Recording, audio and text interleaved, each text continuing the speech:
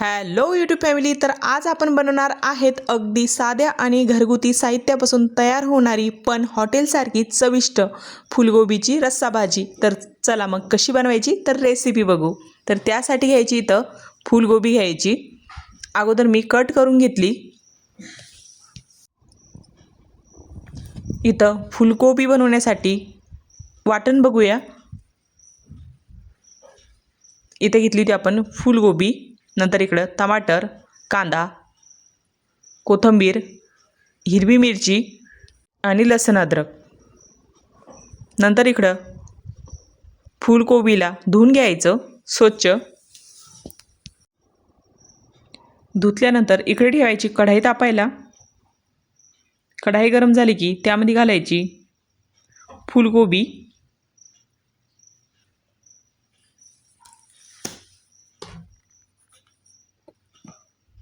नंतर घालायचं त्याच्यामध्ये हळद, चवीनुसार मीठ आणि तेल. पाणी न घालता आपल्याला याच्यामध्ये कोबीची भाजी वाफवून घ्यायची आहे. तेल, मीठ आणि हळद घातल्यानंतर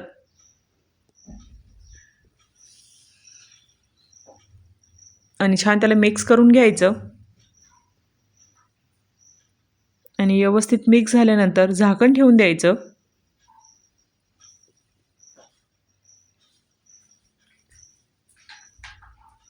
आणि 10 मिनिटात आपल्याला ही वाफवून घ्यायची आहे.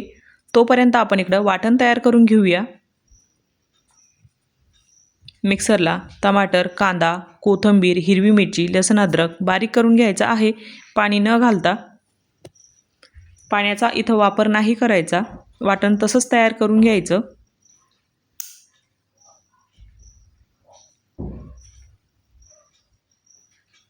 आणि इथं असं वाटण तयार झालं होतं.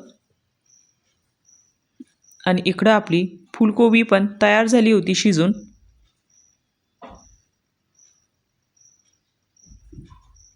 शिजल्यानंतर एका प्लेटमध्ये काढून घ्यायची.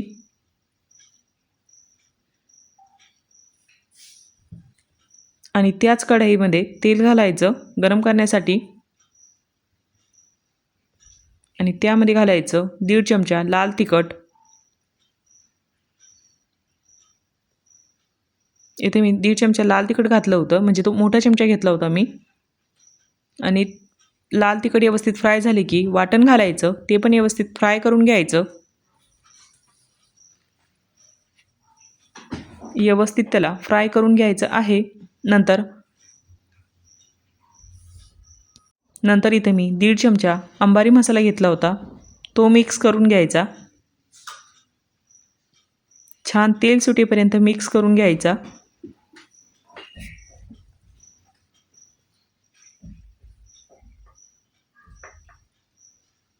आणि थोडं पाणी घालायचं.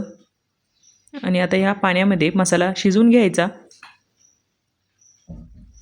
आणि हळद, मीठ आपण अगोदर घातलेलं आहे, तर इथं मी हळदीचा वापर नाही करणार. आणि ही भाजी बनवण्यासाठी आपल्याला खूप काही वेगळे साहित्य घ्यावं लागत नाही. फक्त ताजी कोबी आणि आपले नेहमीचेच मसाले, म्हणजेच कांदा, लसूण, तिखट आणि आपले घरगुती मसाले. खूप जास्त मसाले न वापरता ही भाजी अप्रतिम लागते. म्हणजे खूप साऱ्या अशा मसाल्यांची इथं काही गरज पडत नाही. अगदी कमी मसाल्यामध्ये पण ही भाजी एकदम छान लागते.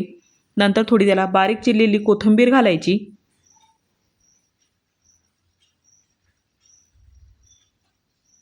आणि छान त्याला आता हलकी तरी आली होती.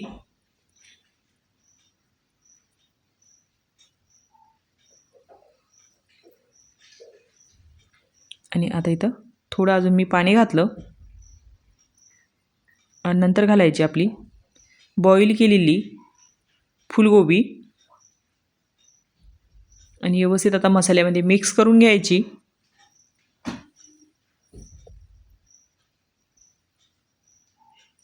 आणि याला जास्त पण उकळायची काही गरज पडत नाही. 10 मिनटं उकळून घ्यायचं फक्त या भाजीला. आणि तुम्हाला जेवढी ग्रेव्ही लागेल तेवढी तुम्ही त्यात पाणी घालू शकतात.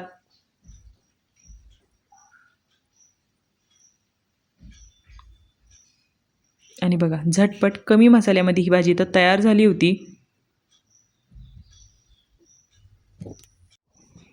आणि बघा छान असा आपल्या भाजीला पण रंग किंवा तर्री आली होती.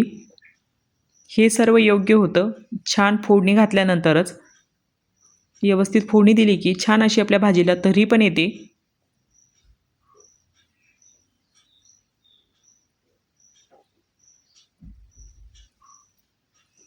आणि अशी ही फुलगोबी तर तयार झाली होती. थोडी बारीक चिरलेली कोथिंबीर घालायची. थोडी उकळ आली की भाजीला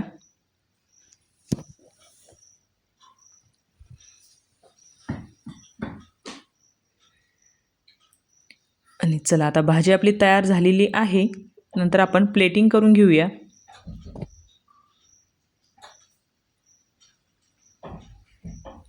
आणि तुम्ही याला भाकरीसोबत किंवा चपातीसोबत छान खाऊ शकतात.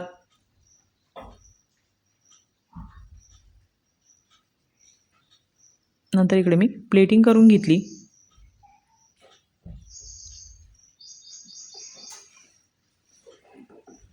आणि तुम्हाला ह्या कमी मसाल्यामधल्या भाज्या कशा वाटत्या कमेंटमध्ये मला नक्कीच सांगत जा.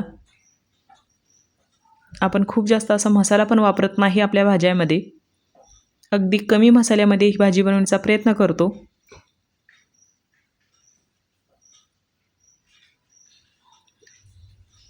आणि अशी छान कलर आला होता आपल्या भाजीला.